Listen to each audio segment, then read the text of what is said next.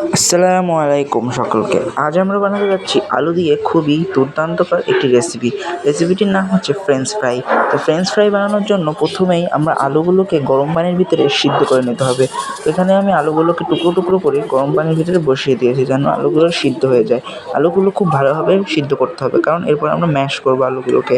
তো দেখতেই পাচ্ছেন সিদ্ধ হয়ে গেছে। সিদ্ধ হওয়ার পরপরই আমরা চুলা থেকে আলুগুলোকে তুলে নিয়েছি। এবার আমরা দেখতে পাচ্ছেন ম্যাশ করার জন্য ধীরে ধীরে আলুগুলোকে ম্যাশ করতেছি।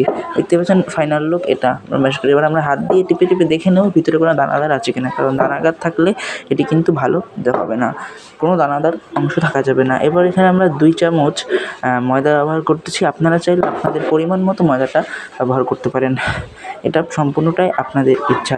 এরপর এখানে আমরা স্বাদ মতো লবণ ব্যবহার করবেন। এখানে আপনারা যেরকম লবণ খান ঠিক সেরকম আটার পরিমাণ বুঝে টুঝে লবণটা ব্যবহার করবেন।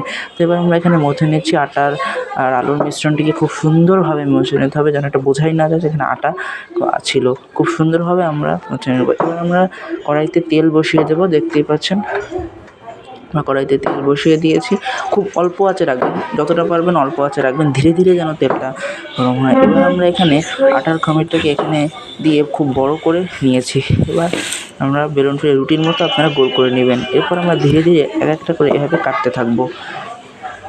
তো এটা মূলত ফ্রেঞ্চ ফ্রাইয়ের আরেকটি শেপ। এভাবে আমাদের কাটতে থাকতে হবে, এখানে শেষ পর্যন্ত আমরা এভাবে কাটতে থাকবো, যাতে এটি খুবই সুন্দরভাবে হয়। আর এটি যেন বেঁকাতারা না হয় এই বিষয়টি লক্ষ্য রাখবেন। আর প্রতিটা সাইড যদি সমান হয় তাহলে আরও ভালো হয়।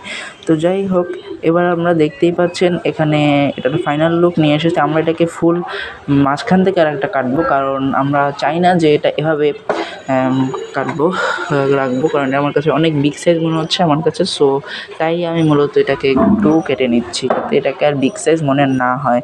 তো এরকমভাবে এটা সাধারণ মিডিয়াম সাইজ, এটা খুবই। তো এবার আমরা এখানে তেলে ছেড়ে দেবো। খুবই অল্প আঁচে রাখতে হবে, কারণ অল্প আঁচে না রাখলে এটা কিন্তু পুড়ে যাওয়ার সম্ভাবনাটা খুবই বেশি থাকে। তো অল্প আঁচে রেখে আমরা এখানে এটাকে ভেজে নিচ্ছি, খুব সুন্দরভাবে ভেজে নিচ্ছি। এই যে এখন আমরা ভেজে নেওয়ার পরপরই দেখেন ফাইনাল লুক। এটা সত্যিই অনেকটা দারুণ হয়েছে খেতে। আমি এটাকে খেয়ে অনেকটা ভালো লেগেছে। তো এবার আপনার খাওয়ার আগে একটু বিট লবণ দিয়ে নিতে পারেন। এটি খুবই খুবই অসাধারণ হয়েছিল। এতক্ষণ সাথে থাকার জন্য আপনাদের ধন্যবাদ সকলকে। আল্লাহ।